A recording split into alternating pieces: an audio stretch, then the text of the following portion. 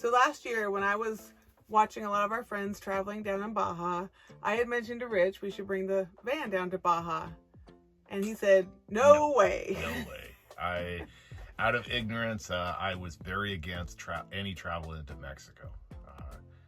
And so we had a couple friends that kept on pushing us and, explaining how their travels have been and how beautiful Baja California is. And so finally, after a few times, they sold Rich on the idea of Baja. So here we are. And here we are. Yeah.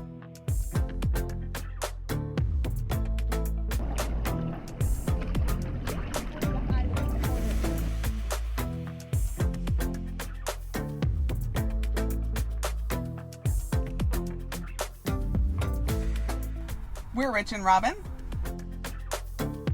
And this is our Midlife van.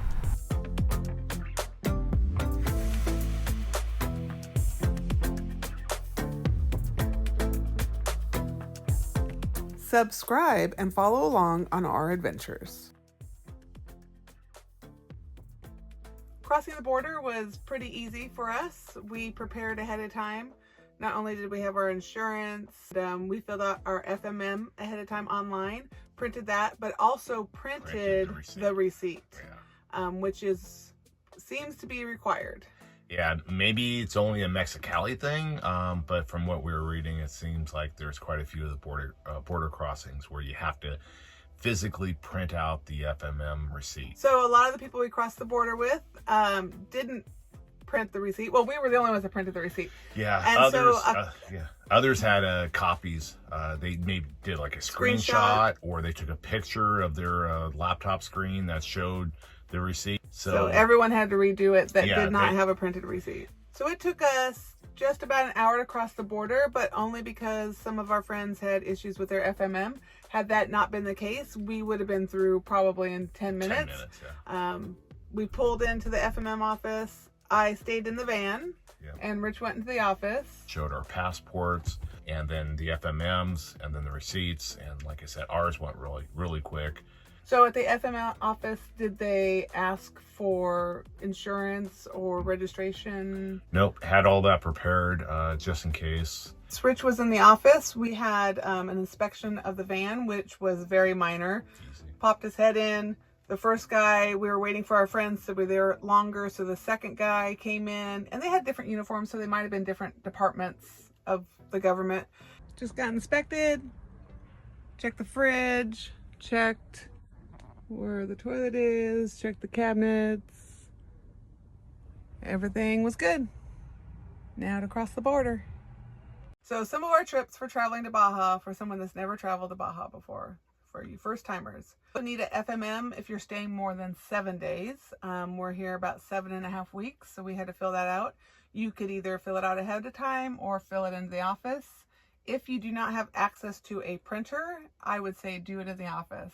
I heard that even if you're going to be there less than 7 days, you still need to fill out the FMM. You just don't have to pay for it. Our Mexico insurance specifically says that if you don't have a valid, signed, stamped FMM, then the insurance isn't valid. So just on the safe side, if you get one, you don't want to get an accident in Baja and then not have insurance. For $30, Mexico insurance, just because you have insurance on your vehicle doesn't mean it's covered in Mexico. And don't assume that you are covered in Mexico. Either through the insurance company you have, or there's quite a few online companies that will just do a standalone Mexico insurance. Navigation through Baja. Yeah.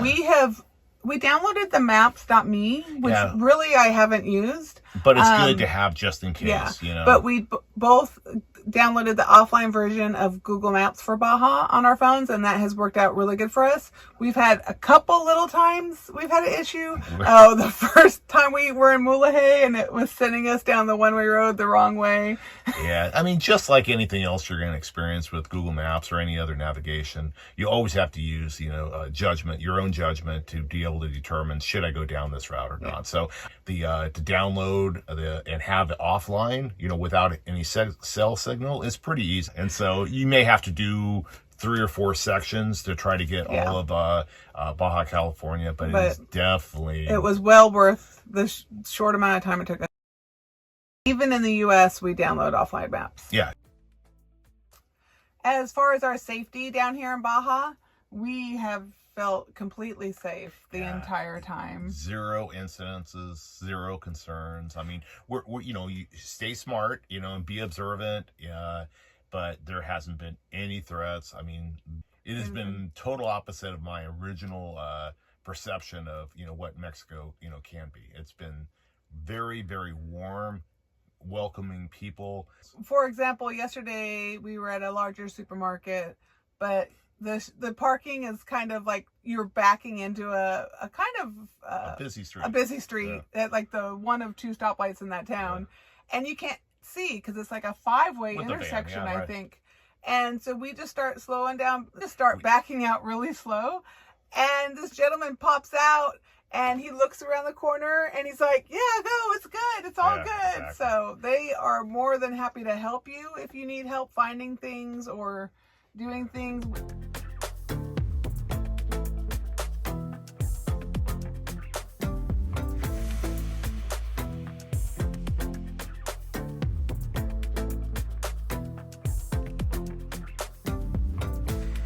You know, let them do what they need to do. Let them do their job. Unless you're trying to hide something, then you have nothing to worry about. And every federale or military personnel that we have come across has been very nice, very welcoming, and no threat whatsoever. Threats at all. It's all been positive engagement.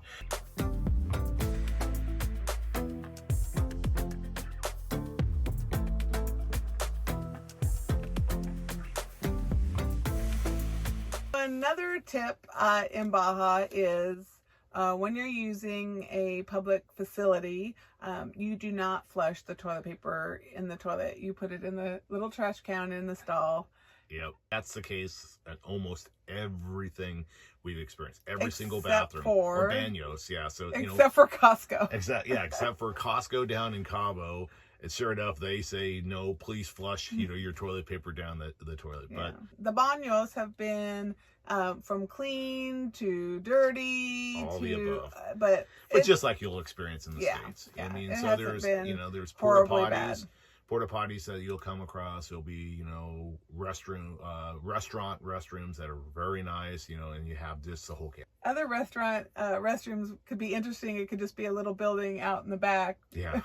With no light, and you're there for dinner. But some of the camping spots we've been at, right on the beach, they have pit toilets. But they want to keep the beach clean and keep people from going to the bathroom near the beach. But and also I would suggest carrying around a little bit of toilet paper. 95% of the bathrooms have had toilet paper in it, but you'll come across one or two that might not.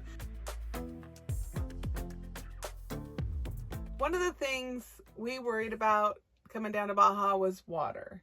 Don't drink the water, don't drink the water, don't drink the water. Are we going to have enough water?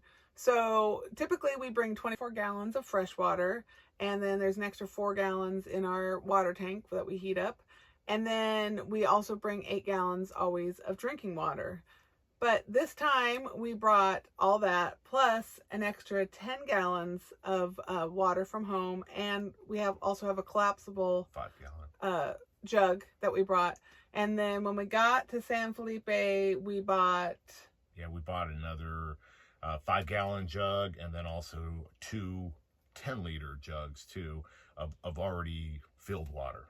So we've had way more than enough water. Water has been so easy to get here. iOverlander is a great tool to use, and being able to use that and 90% of the time find places, purification shops that have hoses, or that we could use our hose to fill up our tank. Yeah, the water purification places have been very plentiful. Even small towns will have 2 or 3 of them. Most of the larger towns will have, you know, every few blocks.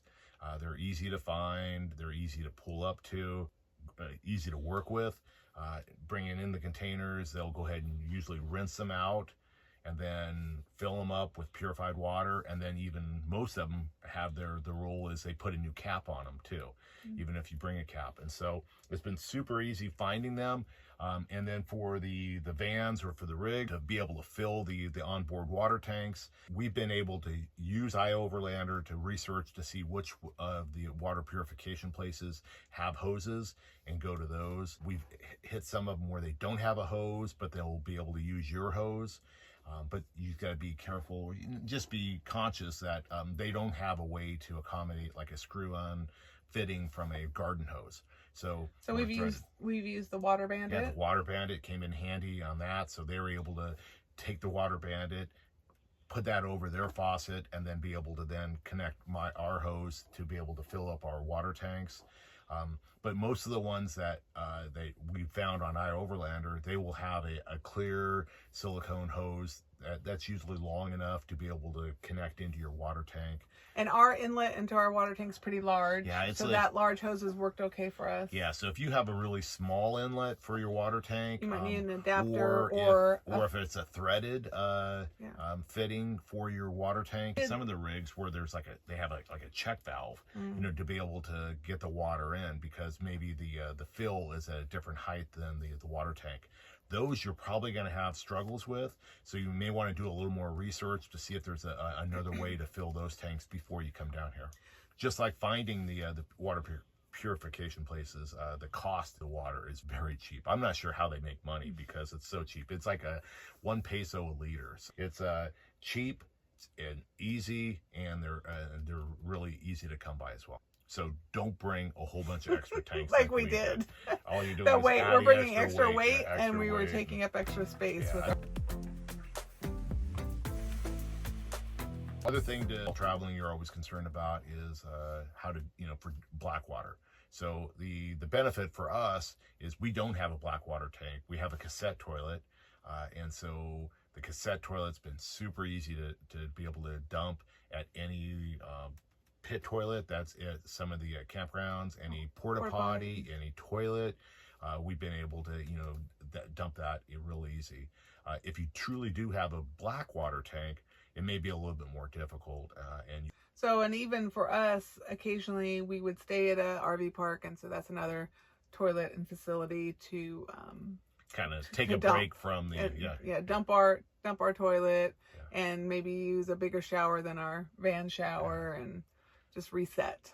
Yeah, but with the gray water, that hasn't been a problem for us.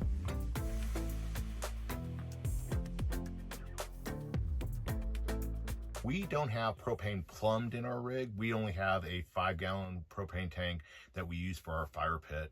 And all our cooking is electric, so for cooking, we don't need to worry about. Yeah, and on propane tank, it's been really easy to refill that.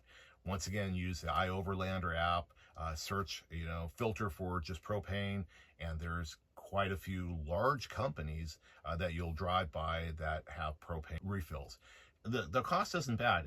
So the tank was totally empty. We used it in our fire pit all the way till there was nothing left, and they filled it up for 212 pesos. A lot cheaper than at home, so that's $10. So pretty cool. There is some concern I read on iOverlander where some of the refill stations can't accommodate the threads on the U.S. or Canadian tanks. So we haven't run into that, but just keep that in mind, and able to find another propane place real easy.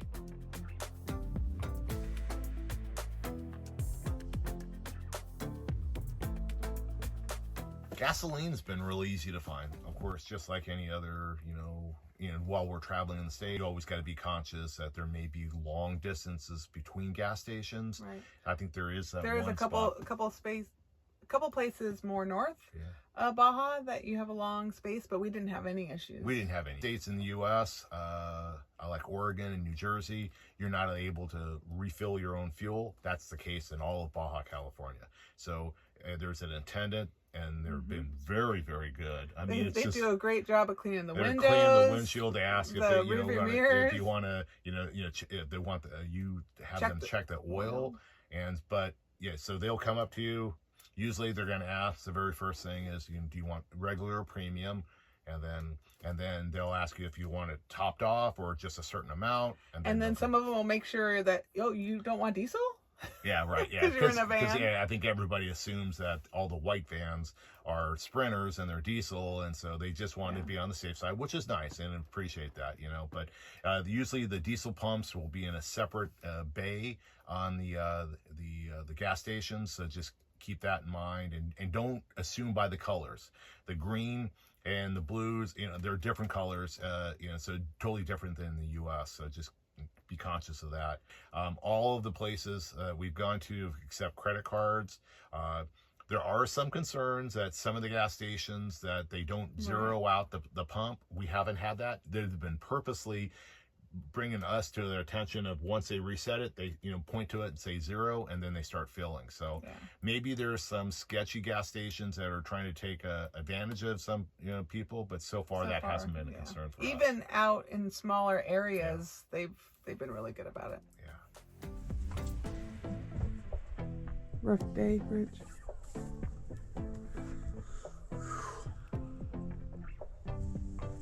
Pesos.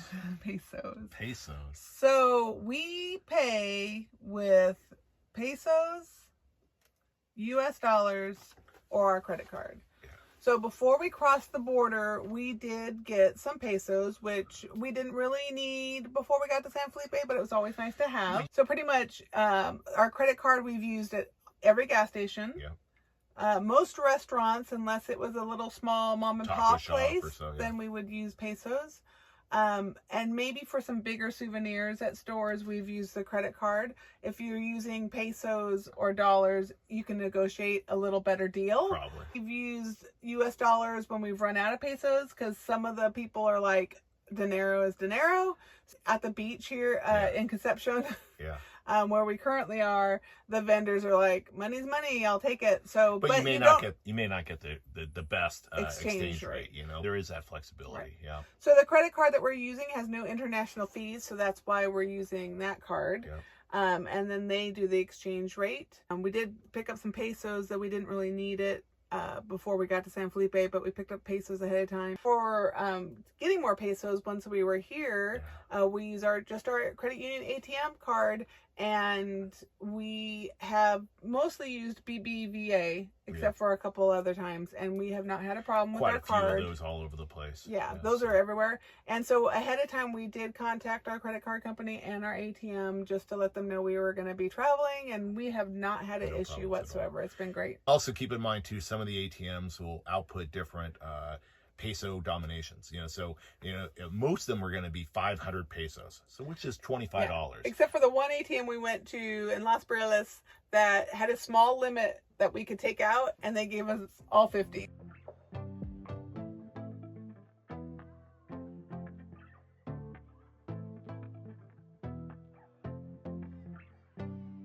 When researching crossing the border, some of the things I read from the Mexican government, that you were limited on how much alcohol and food you could bring over the border. It didn't seem like anyone was questioning how much we brought. So that we've been in the grocery stores, and we really haven't stocked up on any type of meat items, mostly bread, vegetables, and dry goods.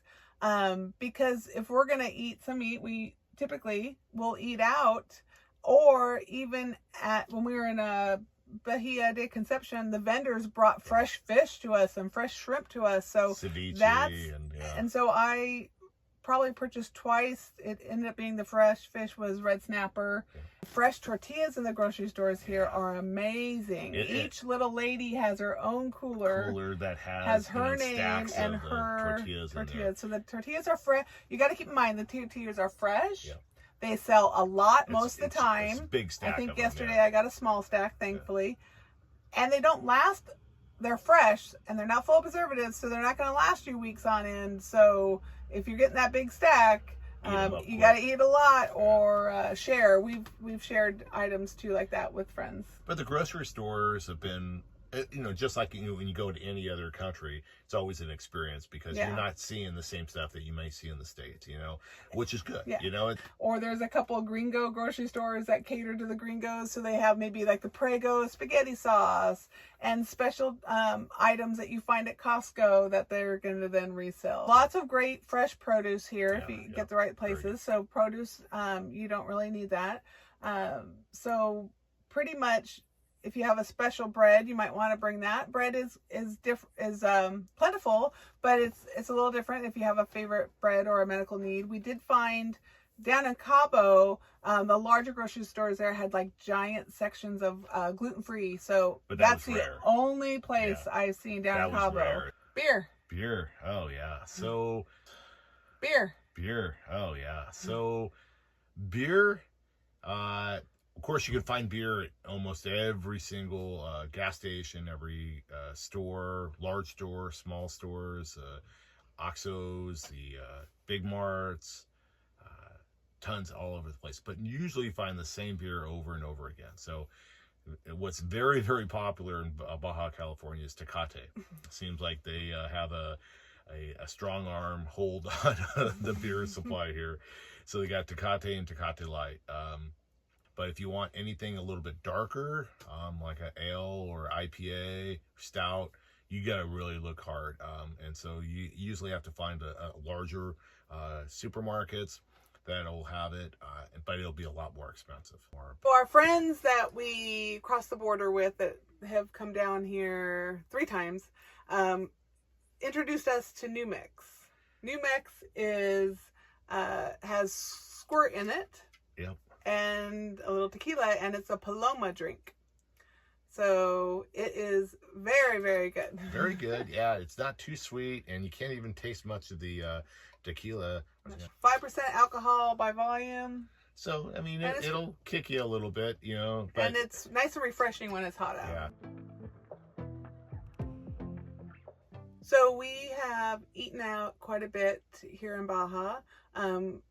Little taco shops have been great. We've gone to a couple restaurants. Almost everyone's kind of outdoor openish, even the bigger ones, even the bigger restaurants.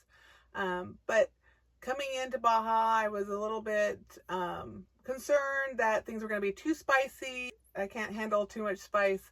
Nothing has been spicy. Everything comes almost kind of plain, and then they bring out a tray of different items, and so salsas. So you can doctor it up to be as spicy as you want or as little as you want. Yeah, so that's been really nice. It's been really nice. No surprises. Yeah. Nope. And we have not had one bad meal. Knock on wood. Here in Baja, everything has tasted great. Yeah, that's good. Yeah. The best carnitas in El Pescador at Carnitas Machine, and I don't even eat carnitas, it was the best. It was so good that we went twice. Yeah, right. Yeah.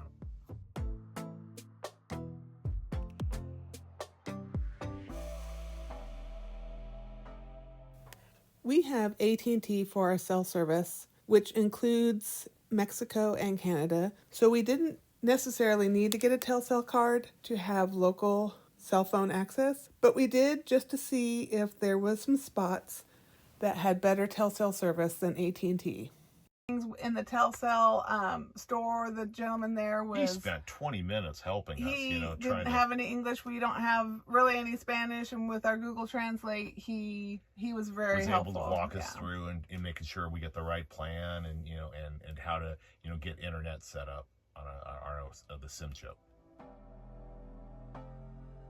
AT&T was a little throttled at times when the Telcel was not, and Telcel might have had 1 or 2 times that AT&T did not. But most of the time when we didn't have service with our AT&T, there was also no service with Telcel. Another device we have for communicating when there's no cell service is our GPS inReach satellite. With this, we can send our location to friends and family, send text messages back and forth, and communicate when we have no cell service. We had such a great time crossing the border with our caravan in January that we took our friends back in March for 3 weeks. And in May, we went back again by ourselves for another week. We can't wait to go back next winter.